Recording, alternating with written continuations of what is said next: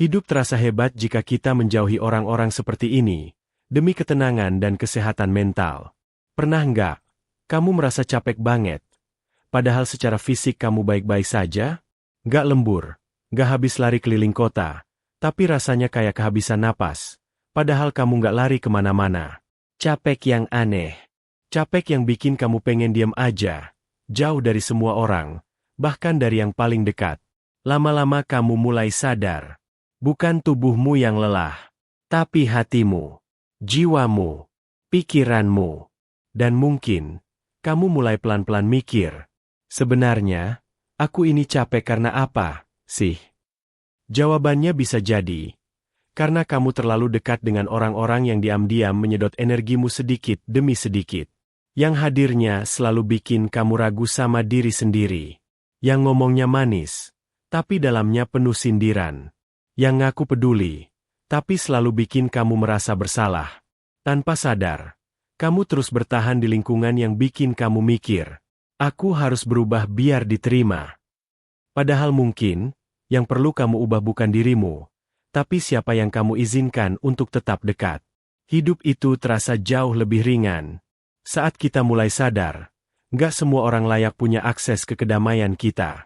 Dan kadang, keputusan paling menyelamatkan dalam hidup bukan soal siapa yang kita perjuangkan, tapi siapa yang kita lepaskan, supaya kita bisa bernapas lagi.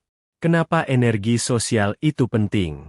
Kita sering mikir, kesehatan mental itu cuma soal me time, journaling, atau meditasi. Tapi sebenarnya, salah satu faktor terbesar yang nentuin kedamaian kita adalah siapa yang kita izinkan untuk sering hadir dalam hidup kita. Karena begini, energi itu menular. Entah kamu percaya atau enggak, suasana hati dan cara pikir kita bisa dipengaruhi hanya dari duduk satu meja sama seseorang selama 10 menit. Orang yang suka mengeluh bisa bikin kamu ikut pesimis. Orang yang suka menyindir bisa bikin kamu ikut defensif.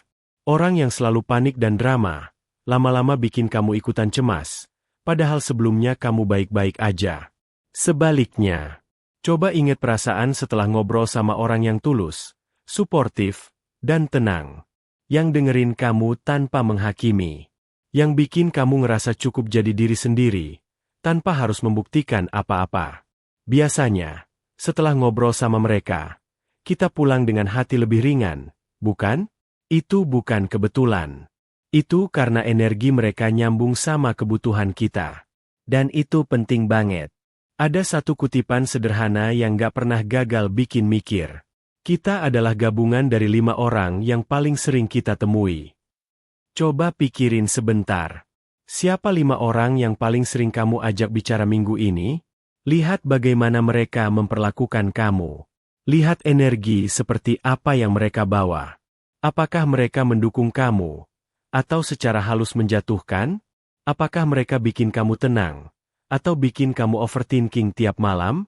Karena kalau kamu terus dikelilingi oleh orang-orang yang hidupnya dipenuhi ketakutan, iri, kemarahan, atau drama, lama-lama kamu juga bisa ikut terbentuk oleh itu. Dan itu bukan karena kamu lemah, tapi karena kamu manusia. Kita semua menyerap apa yang kita lihat, dengar, dan rasakan, terutama dari orang-orang yang paling sering ada di sekitar kita. Makanya, penting banget buat mulai sadar. Energi sosial bukan hal sepele. Lingkungan itu bisa menyembuhkan, tapi juga bisa menyakiti. Kalau kamu ngerasa hidupmu lagi berat, sebelum nyalahin diri sendiri, coba lihat dulu. Kamu sedang dikelilingi siapa? Tipe-tipe orang yang perlu dijauhi. Kadang kita nggak sadar. Yang bikin hidup kita berat bukan karena kita lemah, tapi karena kita terlalu lama berada di sekitar orang yang salah. Bukan karena kita gagal menjaga hati, tapi karena kita membiarkan terlalu banyak racun tinggal di sana. Di bagian ini, aku ingin mengajak kamu mengenali beberapa tipe orang yang diam-diam bisa menguras energi, melemahkan mental, dan mencuri ketenanganmu, sedikit demi sedikit. Si penyebar energi negatif.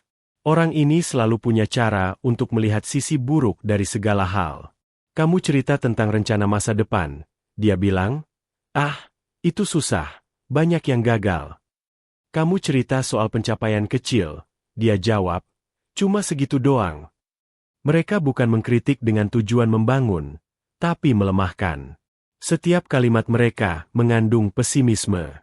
Setiap pendapat mereka mengandung keraguan. Kalau kamu terlalu lama dekat dengan mereka, kamu mulai ikut-ikutan. Kamu jadi takut mencoba. Kamu mulai ragu apakah kamu benar-benar mampu. Dan pelan-pelan, kamu kehilangan semangatmu sendiri. B. Si pendengki dan iri hati. Orang ini nggak tahan lihat kamu bahagia atau berkembang. Mereka mungkin nggak ngomong langsung, tapi kamu bisa rasakan. Setiap keberhasilanmu seperti menusuk harga dirinya. Tandanya? Sindiran halus. Senyum yang dipaksakan. Komentar yang meremehkan. Kamu naik pangkat. Mereka bilang, ya wajar sih. Kamu kan deket sama bos. Kamu posting sesuatu yang positif. Mereka diam. Atau malah unfollow diam-diam. Lama-lama kamu merasa bersalah untuk bahagia. Kamu mulai ragu untuk berbagi kabar baik. Karena kamu tahu, mereka nggak ikut senang. Dan itu bikin kamu jadi mengecilkan diri sendiri, demi menjaga kenyamanan orang yang sebenarnya nggak pernah ingin kamu berhasil. C. Si tukang drama dan gosip. Hidupnya selalu ribet. Padahal sebetulnya nggak perlu. Masalah kecil dibesar-besarkan. Masalah orang lain diurusi. Seolah-olah hidupnya kurang seru kalau nggak ada konflik. Mereka datang dengan cerita sensasional, yang bukan urusan mereka. Dan entah kenapa, setelah ngobrol dengan mereka, kamu selalu merasa capek. Kamu jadi ikut terlibat dalam drama yang bukan milikmu. Ikut tegang, ikut sebel, padahal kamu cuma mau ngobrol santai. Pelan-pelan kamu sadar. Kehidupan orang ini bukan cuma penuh drama, tapi juga menyedot ketenangan semua orang yang dekat dengannya. D. Si manipulatif. Orang ini pintar memainkan emosi. Mereka tahu cara memutarbalikan fakta, memainkan kata, dan bikin kamu merasa bersalah atas hal yang seharusnya bukan tanggung jawabmu. Kamu merasa bingung setiap selesai berbicara dengannya. Padahal niatmu baik, tapi selalu kamu yang disalahkan.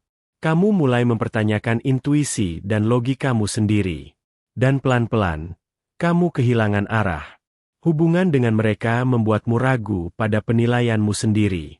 Dan itu adalah bentuk kontrol yang paling halus, tapi paling merusak. Si korban abadi. Mereka selalu punya masalah, tapi nggak pernah mencari solusi. Selalu mengeluh, tapi nggak pernah bergerak. Dan kamu, karena peduli, berusaha membantu, mendengarkan, memberi semangat. Tapi lama-lama kamu kelelahan. Karena orang ini bukan ingin diselamatkan. Mereka hanya ingin diperhatikan. Dan semakin kamu berusaha mengangkat mereka, kamu malah ikut tenggelam. Coba pikirkan sejenak. Dari 5 tipe di atas, apakah ada 1, atau bahkan lebih, yang sedang dekat dengan hidupmu sekarang? Dan jika iya, apakah mereka memberi energi, atau mengurasnya? Karena pada akhirnya, ini bukan soal menyalahkan orang lain, tapi tentang melindungi dirimu sendiri. Tentang sadar bahwa kamu berhak memilih siapa yang boleh dekat, dan siapa yang harus kamu beri jarak.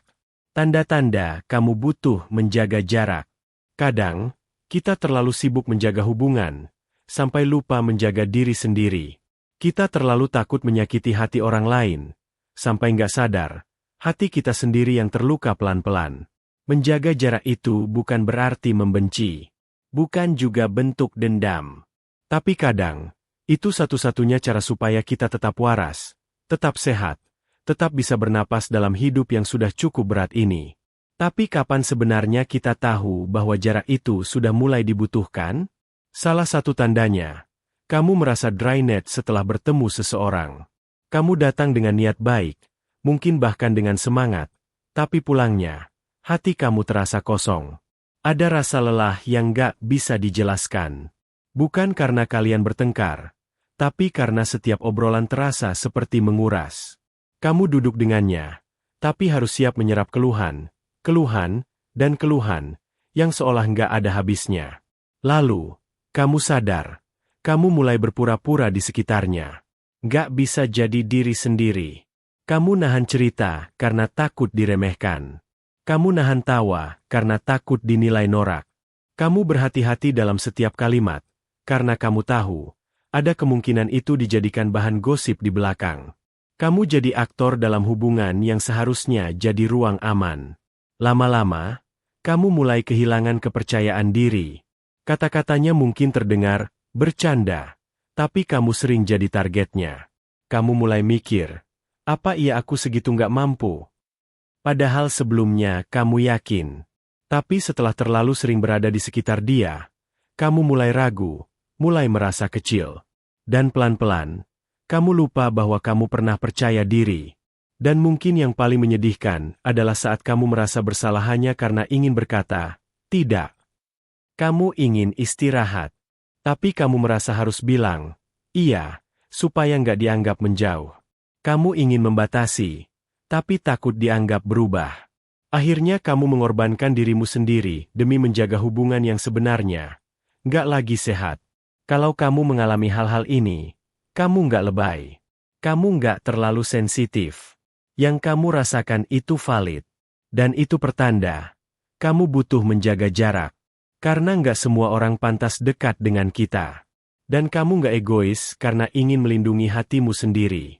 Seringkali, kita baru bisa bernapas lega justru setelah belajar bilang, cukup. Setelah berani memilih, mana hubungan yang layak dipelihara, dan mana yang harus dilepaskan. Proses melepaskan tanpa drama. Melepaskan seseorang dari hidup kita. Nggak harus selalu berakhir dengan konflik. Nggak perlu ada pertengkaran besar. Nggak harus ada kalimat putus yang dramatis. Kadang, cukup dengan diam-diam menarik diri. Karena kita sadar, hubungan itu sudah nggak sehat lagi buat kita.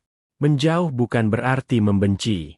Kita hanya sedang belajar mencintai diri sendiri, lebih serius dari sebelumnya.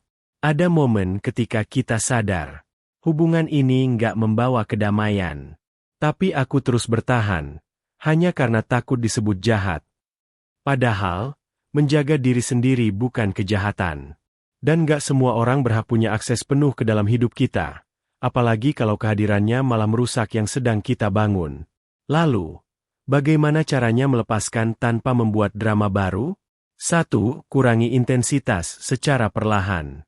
Kamu nggak perlu langsung menghilang atau memutus semua jalur komunikasi.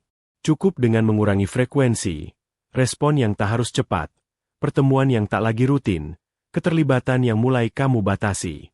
Bukan untuk membuat mereka merasa bersalah, tapi untuk memberi ruang bagi dirimu bernapas.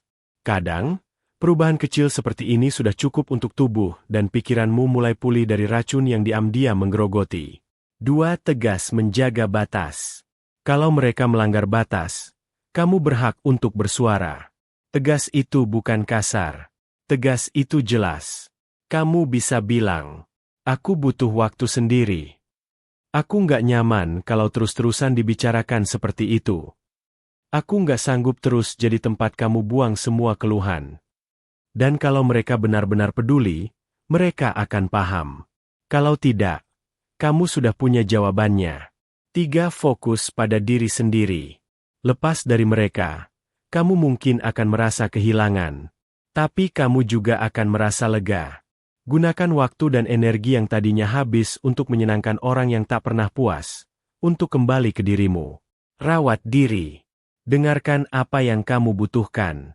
Bangun ulang hidupmu dengan orang-orang yang membuatmu merasa aman, tumbuh, dan diterima. Karena di ujung semua ini, kamu akan sadar satu hal. Menjaga jarak adalah bentuk cinta pada diri sendiri. Dan ketika kamu benar-benar bisa mencintai dirimu, kamu nggak akan pernah rela membiarkan siapapun menyakitimu lagi. Membangun lingkungan yang mendukung. Setelah menjauh dari hal-hal yang membuat hati kita sesak, pertanyaannya jadi satu. Lalu, aku harus dekat sama siapa? Karena yang namanya manusia tetap butuh orang lain. Tapi bukan sembarang orang. Kita butuh mereka yang bikin kita bisa bernapas dengan tenang, bukan makin sesak. Kita butuh lingkungan yang gak membuat kita merasa harus bersaing untuk diterima. Kita butuh ruang di mana kita bisa jadi diri sendiri, tanpa takut dibandingkan, tanpa harus terus-menerus membuktikan diri. Pilih orang yang membuatmu merasa aman untuk jadi diri sendiri. Aman itu bukan cuma soal fisik. Aman itu saat kamu bisa bercerita tanpa takut dihakimi. Saat kamu bisa diam tanpa merasa harus mengisi kekosongan dengan obrolan basa-basi. Saat kamu tahu, bahkan saat kamu sedang tidak dalam kondisi terbaik pun, mereka tetap di situ. Tetap menghargaimu. Tetap menganggap kamu cukup. Cari teman yang jujur tapi tetap suportif. Teman yang baik itu bukan yang selalu setuju, tapi mereka yang berani mengingatkan, tanpa merendahkan. Yang jujur tanpa menyakiti. Yang melihat potensi dalam diri kamu, bahkan saat kamu sendiri sedang lupa cara melihatnya. Mereka bukan cuma hadir saat kamu senang, tapi juga saat kamu hancur, dan mereka nggak menghilang. Lingkungan sehat, tidak selalu sempurna, tapi memberi ruang untuk tumbuh. Jangan bayangkan lingkungan yang mendukung itu seperti film, semuanya baik, manis, dan berjalan mulus. Enggak. Lingkungan sehat itu tetap punya konflik, tetap ada perbedaan. Tapi di dalamnya, ada niat untuk saling mengerti, bukan saling menjatuhkan.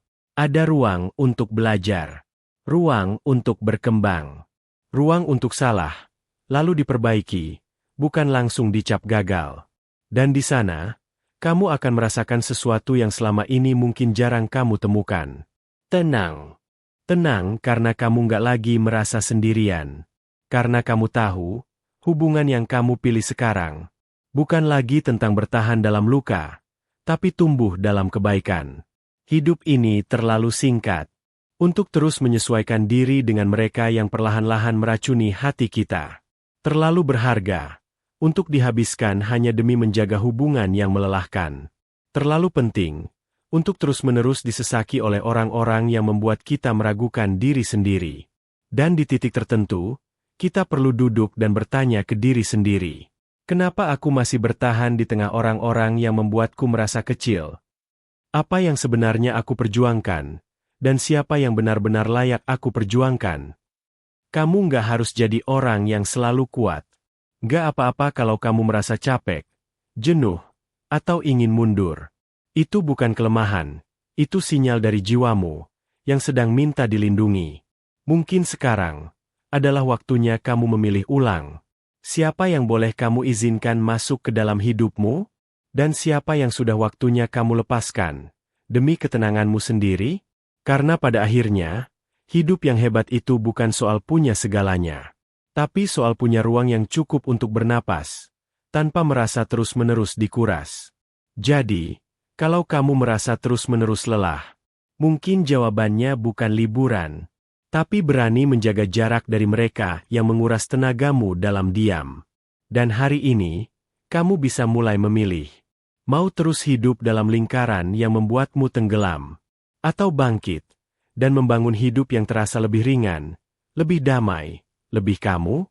Kamu pantas bahagia. Kamu pantas tenang. Dan kamu punya hak penuh atas siapa yang boleh tinggal dalam hidupmu. Kalau kamu merasa relate dengan apa yang tadi kita bahas, kalau ada satu bagian yang bikin kamu mikir, atau mungkin diam-diam kamu teringat seseorang, coba share video ini ke satu teman yang kamu tahu, juga sedang butuh dengar ini. Kadang, satu kalimat bisa jadi titik balik buat seseorang. Dan aku juga pengin dengar cerita kamu. Tulis di komentar. Siapa tipe orang yang paling ingin kamu jaga jarak darinya? Dan kenapa? Karena kamu nggak sendiri. Banyak orang di luar sana yang sedang berjuang hal yang sama. Dan mungkin, dari cerita kamu, ada orang lain yang bisa merasa lebih kuat juga. Terima kasih sudah nonton sampai akhir. Semoga setelah video ini, kamu bisa lebih berani memilih ketenanganmu sendiri. Karena hidup yang terasa hebat selalu dimulai dari keputusan untuk menjaga diri.